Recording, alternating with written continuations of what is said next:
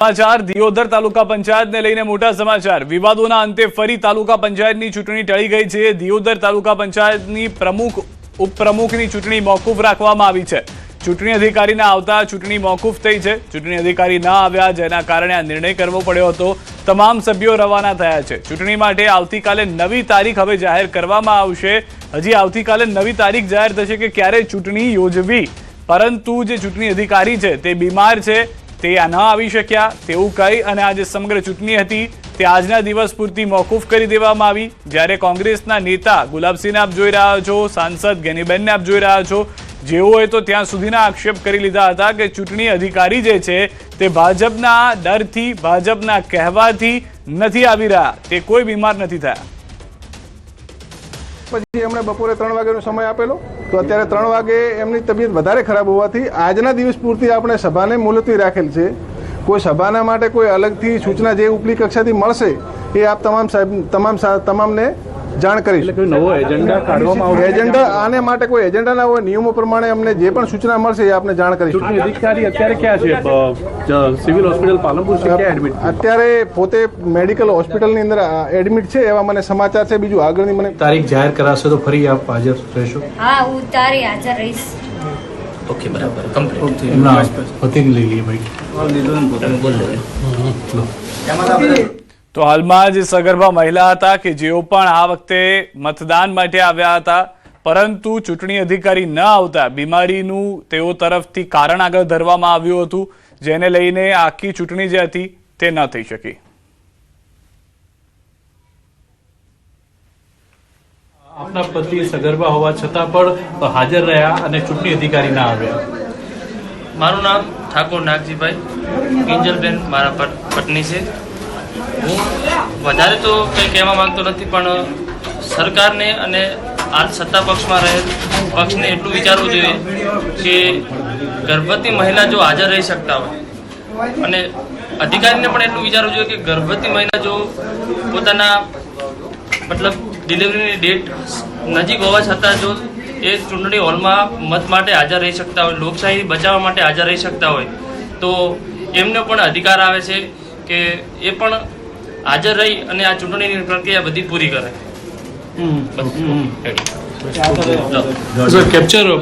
તો હાલના જે તારીખો છે તે જાહેર કરવામાં નથી આવી। કહેવામાં આવ્યું છે કે હવે નવી ચૂંટણીની તારીખ જે છે તે કાલે જાહેર કરવામાં આવશે। ત્યારબાદ તાલુકા પંચાયતને લઈને આ ચૂંટણી ફરી એક વખત યોજાઈ શકે છે। જે દ્રશ્યો આપ જોઈ રહ્યા છો, તમામ જે લોકો હતા તે હવે પરત ફરી રહ્યા છે। જે ચૂંટાઈને આવેલા નેતાઓ, પ્રતિનિધિઓ છે, જેમાંથી પ્રમુખ અને ઉપપ્રમુખની આજે જાહેરાત થાય તેવી શક્યતા હતી। અહીંયા આગળ ભાજપના 10 લોકો જીતીને આવ્યા છે, જ્યારે કોંગ્રેસના 12 લોકો જીતીને આવ્યા છે, જેના કારણે શક્યતાઓ હતી કે પ્રમુખ ઉપપ્રમુખ કોંગ્રેસના જીતીને આવે તેવો આડકતરી રીતે આક્ષેપ પણ કરવામાં આવ્યો કે જાણી જોઈને ભાજપ તરફથી અધિકારીને હટાવવામાં આવ્યા છે।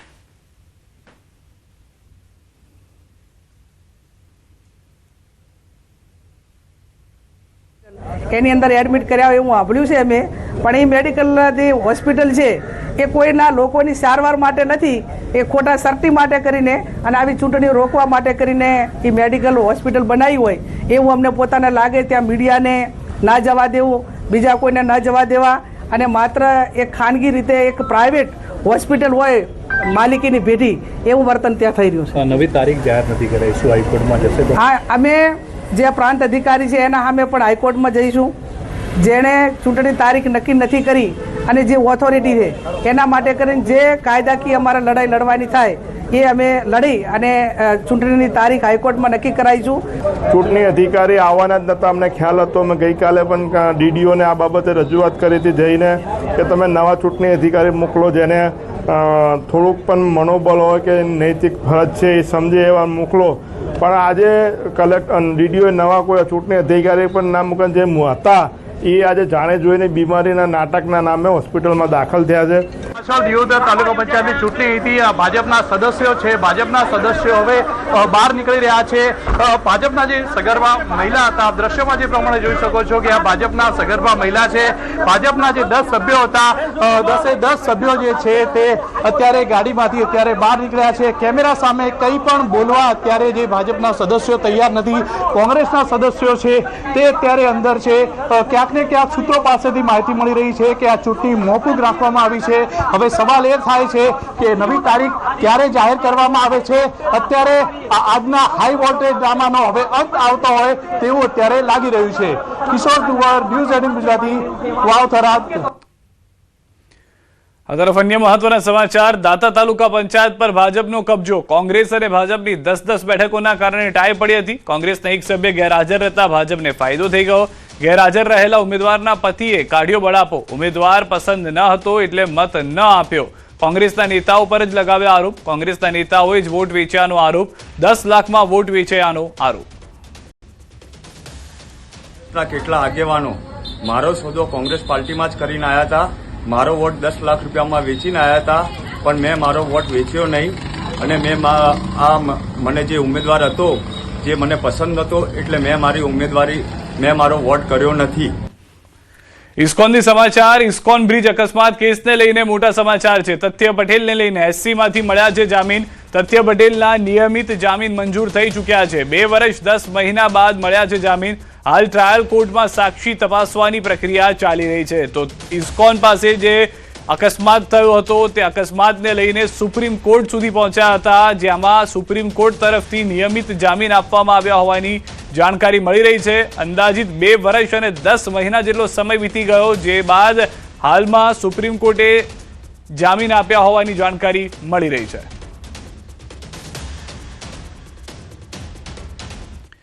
પંચમહાલના શહેરામાં યુવકને બેરહેમીપૂર્વક મારવાની ઘટના સામે આવી છે।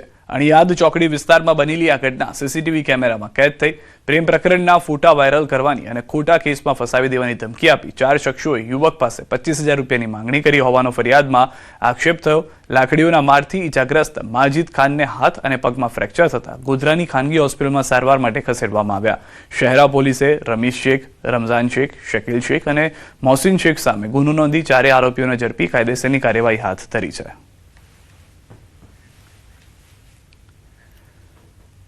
વડોદરા શહેરના સનફાર્મા રોડ વિસ્તારમાં યુવકના અપહરણની ચકચારી ઘટના જોવા મળી છે, જેમાં મિત્રનો મોબાઈલ પરત માંગતા યુવકને કારમાં અપહરણ કરી લઈ ગયા 6 શખ્સો। યુવકને ઢોરમાર મારી નિર્વસ્ત્ર કરી નગ્ન બનાવી વિડીયો ઉતારવામાં આવ્યો। આ ઉપરાંત આરોપીઓએ યુવક પાસેથી મોબાઈલ ફોન અને રૂપિયા 2,000ની રોકડ લૂંટી લીધી। પોલીસ ફરિયાદ કરીશ તો જાનથી મારી નાખીશું તેવી ધમકી પણ આપી। ઘટના બાદ ડરી ગયેલો યુવક 2 દિવસ સુધી મિત્રના ઘરે રહ્યો હતો। પરિવારજનોએ શોધખોળ કરતા સમગ્ર મામલો બહાર આવ્યો। યુવકે માતા સાથે અટલાદરા પોલીસ સ્ટેશનમાં ફરિયાદ નોંધાવતા પોલીસે નીલ સહાની સહિત 6 આરોપીઓની શોધખોળ શરૂ કરી હતી, જેમાં પોલીસે 4 આરોપીઓની ધરપકડ કરી લીધી છે। સનફાર્મા રોડથી ભીમતળાવ ચોકડી સુધી લઈ જઈ યુવક પર અત્યાચાર કરાયો હતો।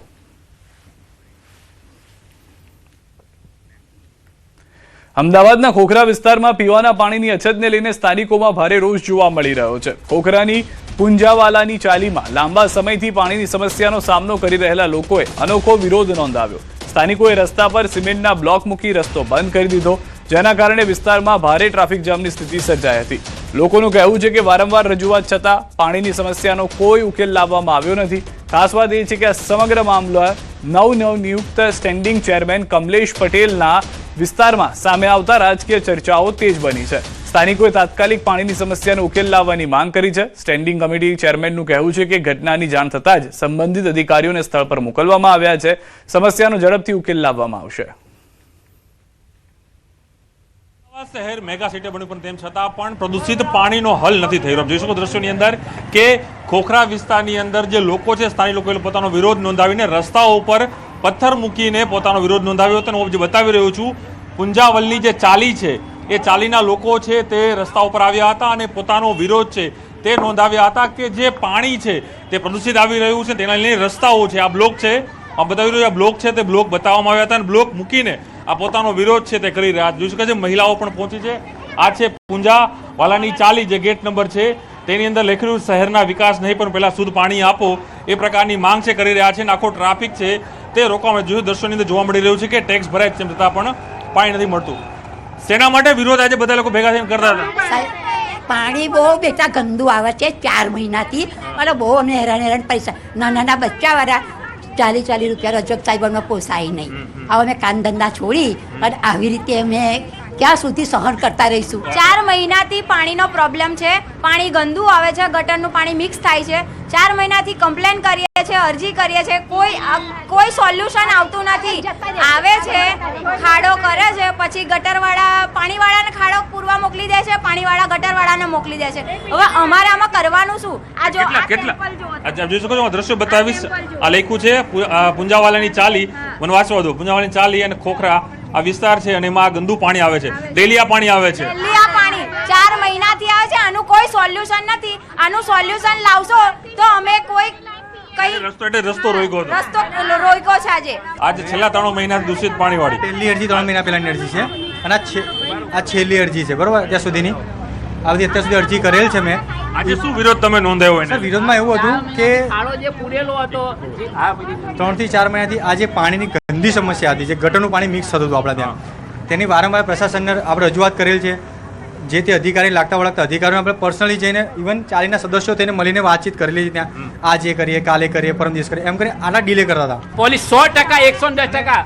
કંઈક લોકો કમળાના કેસીસ છે, ઝાડા ઉલટીના કેસીસ છે, જે કોર્પોરેશનથી લઈને હર્બન સેન્ટરથી લઈને વૃક્ષ બની હેલ્સિબન્સી એના કેસો પડેલા છે. પણ આ લોકોની આંખો ઉઘડતી નથી. અમદાવાદ શહેર ગુજરાતનું સૌથી મોટું મહાનગરપાલિકા છે, સ્માર્ટના દાવા કરે છે, પરંતુ સ્માર્ટ એપ્લિકેશનનો કદાચ ઉપયોગ માત્ર ટેન્ડર પૂરતો જ થતો હોય તેવું અહીં લાગી રહ્યું છે. કમલેશ સાથે પ્રણવ પટેલ, ન્યૂઝ 18 અમદાવાદ. અમદાવાદના ખોખરા વિસ્તારની અંદર લોકો છે રસ્તા ઉપર આવીને પોતાનો વિરોધ નોંધાવી રહ્યા હતા કે તેઓને પ્રદૂષિત પાણી મળી રહ્યા છે. જોડાયા છે સ્ટેન્ડિંગ કમિટીના ચેરમેન કમલેશ પટેલ. કમલેશભાઈ, એક વિડીયો સામે આવ્યો છે, ન્યૂઝ 18 પર રિયાલિટી ચેક કર્યું તે જગ્યા ઉપર જઈને જોયું કે જે સ્થાનિક લોકો છે, પુંજાવાલાની ચાલી જે વિસ્તાર છે, વોર્ડ અમરાઈવાડે આવે છે, વિસ્તાર ખોખરા કહેવામાં આવે છે, ત્યાં લોકોને છેલ્લા 4 મહિનાથી પ્રદૂષિત પાણી મળ્યું છે. એક તરફ સ્માર્ટ સિટીની વાત હોય પણ છતાં પણ એક ગંદુ પાણી એ લોકોને મળે છે, એના કારણે લોકો બીમાર પડે છે. પૂજાવાળાની ચાલીમાં હું માનું છું કે છેલ્લા 1 મહિનાથી આ પ્રશ્ન છે. કોર્પોરેશનની અમારી ટીમે ખૂબ મહેનત કરી છે, પણ તકલીફ એક જ છે કે ત્યાં ગેરકાયદેસર બાંધકામ થયેલા છે. જે લાઈન ઉપર બાંધકામ છે એ બેનને છેલ્લા 15 દિવસથી આપણે કન્વિન્સ કરી રહ્યા છે, કારણ કે એનો ઓટલો અને એનો ભાગ તૂટે તો જ કામગીરી કરી શકાય એમ હતી. ખૂબ સમજાવટના અંતે આજે સવારે બેન કન્વિન્સ થયા હતા અને આવતીકાલ સવારથી આ કામ કરવાનું આયોજન પણ હાથ પર લીધેલું હતું. છતાં પણ ત્યાંના લોકો જે છે એમની લાગણી ક્યાંક હતી. મેં અધિકારીને કીધું છે કે કાલ સવારની રાહ જોયા વગર આજથી જ કામ શરૂ કરવામાં આવે. 4 મહિનાથી પ્રશ્ન છે એવું મારા ધ્યાનમાં નથી. માનું છું કે 2-3 દિવસમાં આનું સોલ્યુશન આવી જશે. આ હતા સ્ટેન્ડિંગ કમિટીના ચેરમેન કમલેશ પટેલ. તેઓ માની રહ્યા છે કે અધિકારીઓને સૂચના આપી છે અને સત્વરે આ નિર્ણય છે તે લઈ લેવામાં આવે તે પ્રકારની સૂચના અહીંથી સ્ટેન્ડિંગ કમિટી અહીં આપી દીધી છે. કેમેરામેન સાથે પ્રણવ પટેલ, ન્યૂઝ 18 અમદાવાદ. કેબિનેટ બેઠકમાં મહત્વના મુદ્દાઓ પર ચર્ચા કરાઈ. વિકાસ કામોના પ્રોજેક્ટ અંગે મહત્વની ચર્ચા કરાઈ. ઝડપથી પ્રોજેક્ટ પૂરા કરવા મુખ્યમંત્રીએ સૂચના આપી. રેવન્યુ વિભાગને જમીન ત્વરિત તબદીલ કરવા જરૂરી નિયમો બનાવવા આપ્યા છે નિર્દેશો. સંબંધિત વિભાગ જમીન તબદીલી મુદ્દે તાત્કાલિક એનઓસી આપે તેવી આપી સૂચના. ઘણા બધા કામો અને પ્રોજેક્ટ્સ અવિરતપણે માનનીય મુખ્યમંત્રી ભૂપેન્દ્રભાઈ રિવ્યૂ કરે છે. મહત્વના હોય કે સામાન્ય હોય, કલેક્ટરોને પણ સૂચના માનનીય મુખ્યમંત્રીશ્રીએ આપવાનું કહ્યું છે સીએસને કે નવું વર્ષ થયું છે, ચૂંટણીઓ પૂરી થઈ છે, ત્યારે આ કામો ઝડપથી થાય. કોઈ વાર કામો મંજૂર થયા પછી શરૂ મોડા થતા હોય છે, એનું પણ રિવ્યૂ માનનીય મુખ્યમંત્રીશ્રીએ કર્યો છે. ગુણવત્તામાં બાંધછોડ નહીં કરવા કર્યા આદેશ. મુખ્યમંત્રીએ આ અંગે કરી મહત્વની તાકીદ. ઝડપથી પૂર્ણ કરવાના ચક્કરમાં ગુણવત્તામાં કોઈ બાંધછોડ નહીં ચલાવી લેવાય. એન્જિનિયરિંગ કક્ષાએ ક્યાંય ક્ષતિ ન રહે તે માટે પણ તાકીદ. એન્જિનિયરોએ ખાસ ધ્યાન આપવા સૂચના. એન્જિનિયરિંગ ક્ષેત્રે કોઈ ક્ષતિ ન રહે. કોઈ લાઇન લેવલ, કોઈ એન્જિનિયરિંગની કામો ઝડપથી કામો પૂરા થાય હિતાવ છે, પણ એની ગુણવત્તામાં બાંધછોડ ન થાય. ખાસ કરીને એન્જિનિયરિંગ પ્રત્યે દુર્લક્ષ ન સેવાય, એનું ખાસ આજે મુખ્યમંત્રીશ્રીએ સૂચના આપી છે. પ્રધાનમંત્રી મોદીના કાર્યકાળના 12 વર્ષની થશે ઉજવણી. રાજ્ય સરકાર સેવા કાર્યો સાથે કરશે ઉજવણી. 12 વર્ષ એ વિકાસ અને વિશ્વાસના છે. 8 અને 9 જૂનના ભાજપ રાષ્ટ્રીય અધ્યક્ષ મીડિયા સંબોધશે. સામાજિક સ્તરે વિવિધ સમાજ સાથે બેઠકો કરાશે. ઉજવણીનો કોઈ ભાવ નથી. મોદી સાહેબ હંમેશા રાજ્યમાં રહ્યા છે, ત્યારે જનસેવાના ભાવ સાથે, સેવાની પ્રવૃત્તિઓ સાથે વધારે લોકો સુધી પહોંચવાનો પ્રયાસ આ 12 વર્ષ એ સુશાસન અને સેવાના જનકલ્યાણના એ પ્રકારની ઉજવણી એ રાજ્યની સરકારે નક્કી કરી છે. કચ્છમાં ઇબોલા વાયરસને લઈને આરોગ્ય વિભાગ એલર્ટ મોડમાં છે. યુગાન્ડા, કોંગો અને સાઉથ સુદાનથી આવેલા લોકોને લઈને સરકારની નવી ગાઈડલાઈન જાહેર કરાઈ છે. કચ્છમાં યુગાન્ડાથી આવેલા 3 લોકોને હોમ આઇસોલેશનમાં રાખવામાં આવ્યા છે. ભુજના 2 અને માંડવીના 1 વ્યક્તિનો સમાવેશ થાય છે. વિદેશથી આવેલા લોકોને 21 દિવસ સુધી સેલ્ફ ડિક્લેરેશન સાથે હોમ આઇસોલેશનમાં રહેવું ફરજિયાત છે. આરોગ્ય વિભાગની ટીમ દરરોજ તપાસ અને મોનિટરિંગ કરી રહી છે. ઇબોલા વાયરસના સંક્રમણને અટકાવવા સરકાર દ્વારા સાવચેતીના પગલાં તેજ કરવામાં આવ્યા છે.